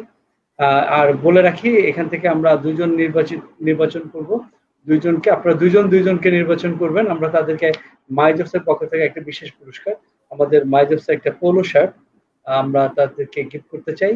সো আপনারা নির্বাচন করবেন, আমাদেরকে একটু মনে করে আমাদেরকে দিবেন কাকে আপনাদের বেস্ট পার্টিসিপেন্ট মনে হলো। প্রথম জন্য রাজিবুল হাসান রাজীব, উনি বলছেন বিউটিফুল ডিসকাশন। আমরা দ্বিতীয় যিনি আছেন, happy to see 2 HR legends at a time। আপনাদের দুজনকে দেখে তারা অনেক খুশি। আরাফাত আলম জিতু স্যার, আসসালামু আলাইকুম। ওনারা সবাইকে সালাম দিয়েছেন। রাকিবুল ইসলাম মোহাম্মদ ফয়সাল রাকিবুল ইসলাম রাকিবকে কোথায় ট্যাগ করেছেন সামহাউ। পরের জন, thank you so much for your valuable speech, Abdullah Al Mamun Tushar বলেছেন। আমরা এর পরের কোশ্চেনটা দেখি। Munna Hannan, need to reduce operation cost rather than employee cost. এটা আমাদের আলোচনায় ছিল, ধন্যবাদ আপনাকে একই কমেন্ট করার জন্য। মোহাম্মদ ফয়সাল বলছে, need to re-engineering our process that hamper our progress. অবশ্যই আমাদের দুইজন বক্তাই কিন্তু একই বিষয়ের উপরে জোর দিয়েছে এবং তারা তাই বলছিলেন। আপনাকে অনেক ধন্যবাদ। এরপরে যিনি আছেন আমাদের সাথে, খাতিব মাসুদ, উনি বলছেন shared service is an option, is a concept যে সার্ভিসগুলোকে শেয়ার করা যেতে পারে। এটা এটা একটা আলোচনার বিষয়, এটা হয়তো আমরা আরেকদিন কথা বলবো শেয়ার সার্ভিস নিয়ে। মুন্না হান্নান বলছেন ইয়েস, বোধহয় উনি কোনো কথার সাথে আমাদের একমত ছিলেন। ওয়েল সাইড বলেছেন খতিব মাসুদ। মনির হোসেন আরিফ বলছেন রিয়েলি রাইট ইনফরমেশন স্যার, উনি আপনাকেও ধন্যবাদ। এরপরে আছেন Basudev Rudra, learn so many strategic information, thank you, ওনাকেও আমাদের দিক থেকে অনেক ধন্যবাদ। এরপরে আছেন তোফায়েল হোসেন বলছেন employees are the asset of organization, we have to survive using their skill, of course we have to formation new policy for this current situation। আমরা এটা নিয়ে কথা বলছিলাম, মূলত আমাদের এটাই ছিল সাবজেক্ট। এছাড়া আমাদের সাথে আরো আছেন আমাদের এখানে আরেকটা কোশ্চেন এসেছে, HR study should align to the business strategy, rightly side, এটাও আমরা এটা নিয়ে কথা বলছিলাম। আমাদের সাথে আরো কিছু কোশ্চেন আছে, আমি এখান থেকে পড়ি। Happy to see HR leaders বলছেন, আরাফাত আলম জিদু বলছেন আসসালামু আলাইকুম। আচ্ছা, এখানে কিছু রিপিটেশন আছে, আমি রিপিটেশন থেকে শুরু যাই। আচ্ছা, এখানে মুন্না হান্নান বলছেন generally we overlook on macro level but not in micro level, next days we have to overlook also micro level. Overlook means উনি হয়তো মানে কনসেন্ট্রেশনের কথা বলছেন, উনি বলার চেষ্টা করছে আমরা সবসময় ম্যাক্রো লেভেলে দেখি, আসলে এখন মাইক্রো লেভেলেও দেখতে হবে, শুধু ম্যাক্রো লেভেল দেখলে হবে না, সামনে ক্রাইসিসের কারণে বলছেন, সেটা বুঝতে পারছি। এখানে আমাদের সাথে আরো আছেন মুক্তা মাসুমা, রফিকুল ইসলাম,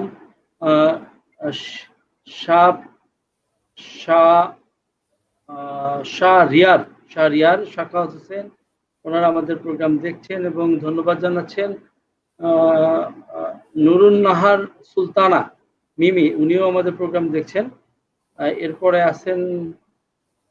আছেন শাহিন তালুকদার, নাইস ডিসকাশন। মাসুদ আকান্দ আমাদের প্রোগ্রাম দেখছেন, শিবলি শিপু দেখছেন, ফারহান পাবেল আমাদের প্রোগ্রাম দেখছেন। আপনাদের সবাইকে অসংখ্য ধন্যবাদ। একই সাথে আমাদের সাথে আরো অনেকেই, আমাদের বেসিক্যালি 4টা পেজ থেকে আমাদের প্রোগ্রামটি ব্রডকাস্টিং হচ্ছেন, যাদেরকে আমরা সবাইকে হয়তো অ্যান্সার করতে পারছি না, যাদেরকে পারলাম তাদেরকে, যাদেরকে পারি না তাদের জন্য আমাদের প্রশ্নের উত্তর দেওয়ার সুযোগ থাকবে।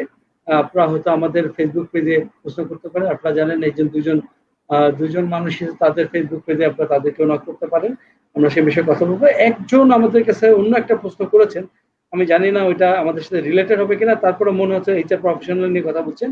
উনি বলছেন সম্রাট শাহজালাল বলছেন স্যার সব বুঝলাম, কিন্তু এইচআর প্রফেশনাল সারা বছর শ্রমিকদের সুযোগ সুবিধা নিয়ে কাজ করে, আর শ্রমিক অসন্তোষ হলে এইচআর প্রফেশনালদের উপরই হামলা হয় কেন? 3 স্যারের মতামত চাই। এটা জানি না, আমি যদি বলি একটু, বেসিক্যালি জিনিসটা হয়েছে এরকম, আমাদের রোলটা তো dual role, so dual role হওয়ার কারণে আমরা চেষ্টা করি দুইটা সাইডকে খুশি রাখার জন্য, এমপ্লয়ার এবং এমপ্লয়ি, আর দুইটা সাইডই আমাদেরকে মনে করে আমরা বোধহয় অপোজিট সাইডের ফেভারে কাজটা করি। সো এইটা হচ্ছে একটা মিসআন্ডারস্ট্যান্ডিং লেভেল। আপনি যদি পিপল চ্যাম্পিয়নশিপটা দেখেন রাদার দেন দ্য এইচআর, তাহলে হয়তো আপনার এই লেভেলটা থেকে আপনি একটু হলেও রিলিফ পাবেন। এবং তার একটা ছোট্ট এক্সাম্পল দেয়, আমি যখন পলমলে ছিলাম, পলমলে আমি T N O D department, training and organisation development department lead করতাম তখন। সো টিএনওডি ডিপার্টমেন্ট যেহেতু ট্রেনিং থাকতো, ট্রেনিং সেশনগুলো কিন্তু ওপেন থাকে, আপনারা জানেন, এখানে সবাই সবার বদনামও বলতে পারে, মানে ম্যানেজমেন্টের কথাও বলে, সবাই খুব রিলিফ পায় এই সেশনটা অ্যাটেন্ড করার পরে, একটু নিজের হালকা লাগে, অনেক কিছু শেয়ার করে আসলো। তো যে সুবাদে প্রত্যেকটা লোক ওয়ার্কার লেভেলরা আমাদের সাথে অনেক কিছু শেয়ার করতো, বসদের বদনাম, টপ ম্যানেজমেন্ট, এভরিথিং, কোম্পানির বদনাম যা আছে।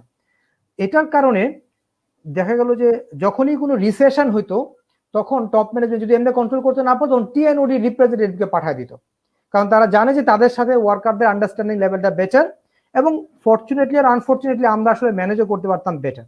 একটা খুব টাফ সিচুয়েশন ছিল সাভার একটা ফ্যাক্টরিতে, পুলিশ দিয়ে ফ্যাক্টরিটাকে ঘেরাও করা আছে, ম্যানেজমেন্টদের লোকদের আটকানো আছে, এরকম একটা টাফ সিচুয়েশনে সিওও বললো জাইদি আপনি তারা যান।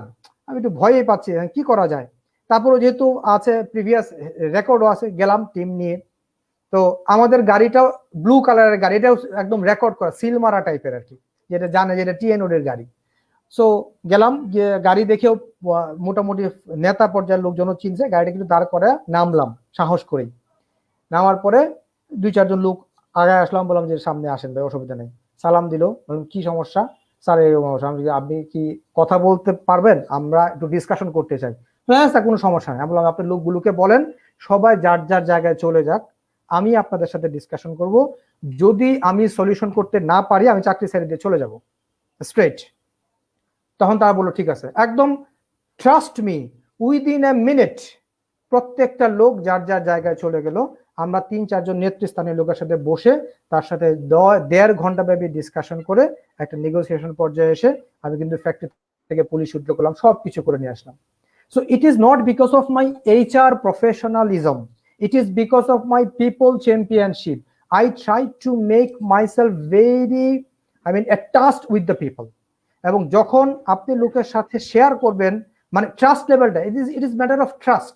যদি লোকটাকে আপনাকে ট্রাস্ট করে যে হ্যাঁ এই লোকটাকে আমি সুখ দুঃখের কথা বলতে পারি, তাহলেই দেখবেন যে আর এই জিনিসটা আসবে না। রাদার তখন তারা বলবে যে না না না ঠিক আছে, আপনি কম নিয়ে আসছেন তো স্টিল তারা বুঝবে যে আরো বেশি হতো কার্টেল করতো, আপনার কারণে কম কার্টেল হয়েছে। এবং একটা ছোট্ট কমেন্ট দিয়ে আমি শেষ করতেছি, আমি যখন প্রাইম ফাইন্যান্স থেকে চলে আসি তখন সিএফও ফেয়ারওয়েল রিসেপশনে একটা কথা বলছিল যে আমরা আমাদের একজন কি বলে এটাকে, এই যে বার্গেনিং এজেন্ট হারাইলাম, যে লোকটা ম্যানেজমেন্টের সাথে সবসময় মানুষ এমপ্লয়ি বেনিফিট নিয়ে বার্গেন করত। So you need to win the heart of people as not as HR professional, rather as people champion. That is bit different role আসলে, right? Right right.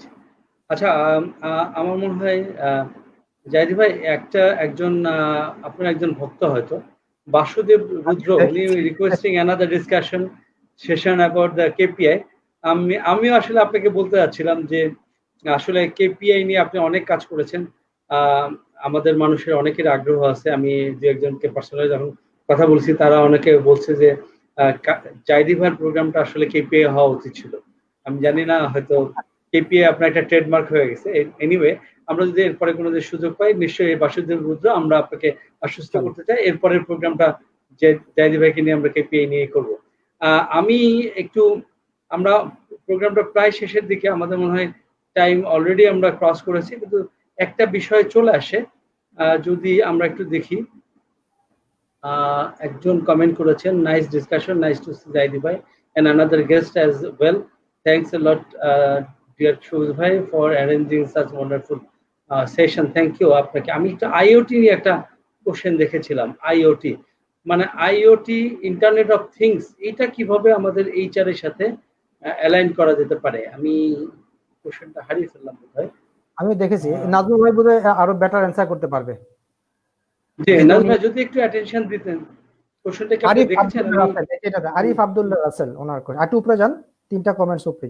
Arif Abdullah এখানে, এই যে এখানে এই কোশ্চেনটা, হ্যাঁ, how to implement IoT in HR।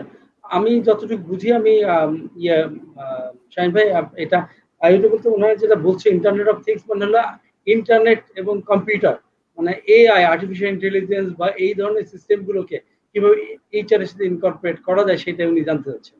আপনার যদি কোনো বলার থাকে। আসলে অনেক লং একটা ডিসকাশনের টপিক, অবভিয়াসলি এত অল্প সময় এটা ডিসকাশন করে শেষ করা যাবে না। আমি ছোট্ট একটা এক্সাম্পল দিতে পারি, সেটা in fact from my last organisation জেনেক্সে। Genex is an organisation of more than 5000 employees. So সেইখানে অ্যাটেন্ডেন্স ম্যানেজ করা ইজ এ বিগ ডিল। এতগুলো মানুষ এসে কার্ড পাঞ্চ করবে, থাম দিবে, এটা it takes a long time. So আমরা হোয়াট উই ডিড ইজ আমরা একটা অ্যাপ ডেভেলপ করলাম, নামটা হচ্ছে জোসওয়ার্ক। অ্যাপটার নাম হচ্ছে জোসওয়ার্ক। সো সব ফ্লোরে যে ওয়াইফাই আছে, এখন তো প্রায় সব মানুষই স্মার্টফোন ইউজ করে।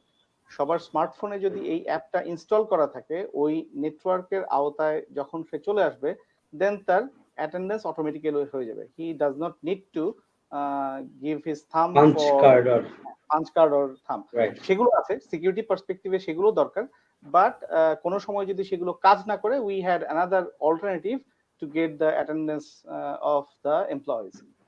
সো এইভাবে এরকম ধরেন, সেটার সাথে আমরা পরবর্তীতে আরো অনেক কিছু ইনক্লুড করেছিলাম। ফর এক্সাম্পল, কেউ কোনো একটা টিম বাইরে মিটিং এ যাচ্ছে, সেই মিটিং এর আপডেট সেই অ্যাপে পোস্ট করা, অ্যান্ড কে সবার আগে অফিসে এসছে, early bird, who is the early bird, who is the sticky glue, সবচেয়ে লম্বা সময় ধরে কে অফিসের ভিতর স্টে করছে, এই ইনফরমেশন গুলো ওই অ্যাপের থ্রুতে পিপল জেনে যেত।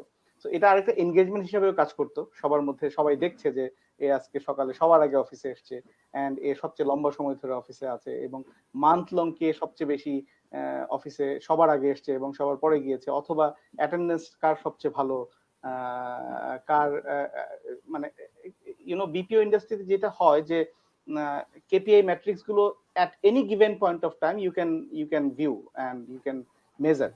সো ওই ইনপুট গুলো সেখানে দিয়ে এমপ্লয়ীদেরকে আরো বেশি এনগেজ করা। এই যে ইন্টারনেটের বিষয় যেহেতু আসছে, জাস্ট 1 মিনিট, অ্যাকচুয়ালি এই টেকনোলজিক্যাল স্কিল বা কম্পিটেন্সি, এটা কিন্তু একটা big competency after COVID. You need to be very technic, মানে competent in technology, it is must, এর কোনো গত্যান্তর নাই। এবং ইন্টারেস্টিংলি যে আইওটির ব্যবহারটার ক্ষেত্রে, I mean, Ward is trying to doing a partnership with another organization in Armenia. They have a, software, engagement software basically. খুবই interesting যে আপনি অ্যাডমিনিস্ট্রেটর প্যানেলটা আমি দেখেছি, আমার সাথে ডিসকাশন ছিল যে কোন এমপ্লয়িটা কার সাথে কতবার কিভাবে কমিউনিকেট করলো, এটা এখান থেকে রেকর্ডেড হচ্ছে, সো দ্যাট আপনি বুঝতে পারতেছেন যে পিপুলের কারা আইসোলেটেড হয়ে যাচ্ছে, কারা বা ওভার কমিউনিকেটেড, কারা রিয়েল টাইম কমিউনিকেশন করতেছে, যেটা দিয়ে আসলে এনগেজমেন্টটা। এবং I found it very perfect after Covid scenario, যে কারণে আমি কিন্তু তাকে খুঁজে বের করে তার এই পার্টনারশিপটার জন্য ডিল করার চেষ্টা করতেছি। সো আই ফাউন্ড যে আসলে টেকনোলজি আপনাকে কতটুকু সাপোর্ট দিচ্ছে। একটা লোক সারা মাসে কোথায় কি করলো না করলো পুরোটাই এখন আপনি এই সার্ভারে বসে দেখবেন। সো এইখান থেকে দেখে এইচআর থেকে আপনি ডিসিশন দিবেন, ও আচ্ছা এই লোকটা কিন্তু কথা বলতেছে না, ও কমিউনিকেট করবে, ওকে একটু এক্সপ্লোর করতে হবে, ও একটু বেশি করতে হবে, একটু বাড়ি দিয়ে রাখতে হবে। সো এই টাইপের কিছু বিষয় এটা থেকে এখানে চলে আসে।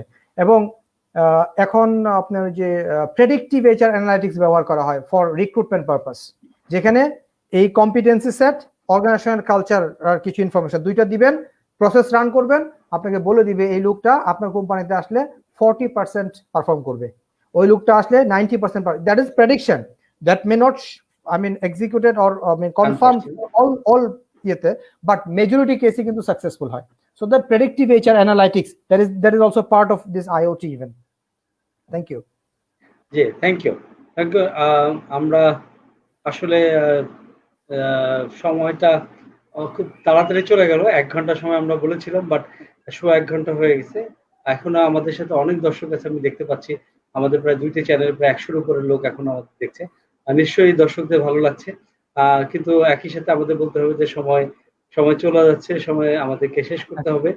আজকে আমরা এখানে শেষ করতে চাই, বাট শেষ করার আগে আমি আপনাদের দুজনের কাছ থেকে 2টি নাম চাচ্ছি, কাদেরকে আমরা এই ভাগ্যবান বিজয়ী হিসেবে দিতে পারি। দুজনের আপনি জাইদি ভাই আমাদেরকে একজনের নাম একটু অ্যাডভাইস করবেন। এই সবার সামনে বললে তাহলে কেমনে হইলো? তাহলে তো আবার অন্যদের শত্রু হয়ে যাব না। না, এটা আলাদাভাবে বলে দিলে ভালো, যেটা মনে চায় না, তারপরে জানেন যাতে ওনারাও বুঝতে পারেন আর কি। মুন্না হান্নান খুব আপনার টাইপের কিছু ইন ডেপথ ডিসকাশন আর কিছু পয়েন্ট এখানে শেয়ার করেছেন, so far I so. Okay, so Munna Hannan আমি নিলাম, আমি মুন্না হান্নানকে নিলাম, এন্ড নাজমুল ভাই একজনকে বলবেন। ফয়সাল মাহমুদ নামে একজন ছিল, যিনি বেশ কিছু ভালো ভালো পয়েন্ট বলেছেন, একটা বা দুটো ভালো পয়েন্ট বলেছেন। Faisal Mahmud, Munna Hannan and Faisal Mahmud. So congratulations আপনাদের দুজনকে, মুন্না হান্নান এবং ফয়সাল মাহমুদ। আমি নাম দুটি লিখে দিচ্ছি।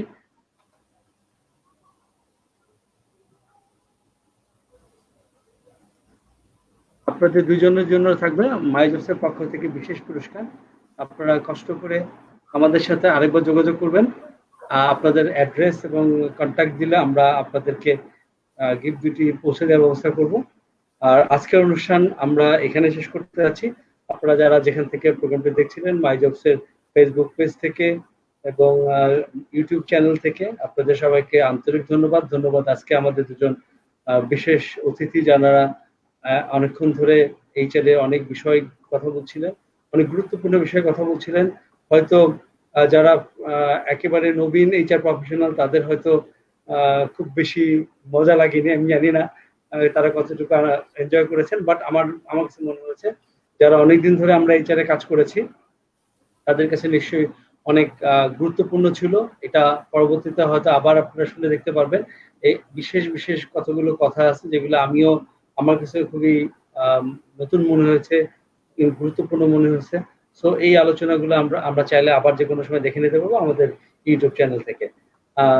আমাদের দুজন আজকের আলোচক দুজনকে আমরা আমাদের আন্তরিক অভিনন্দন জানাই, ধন্যবাদ জানাই।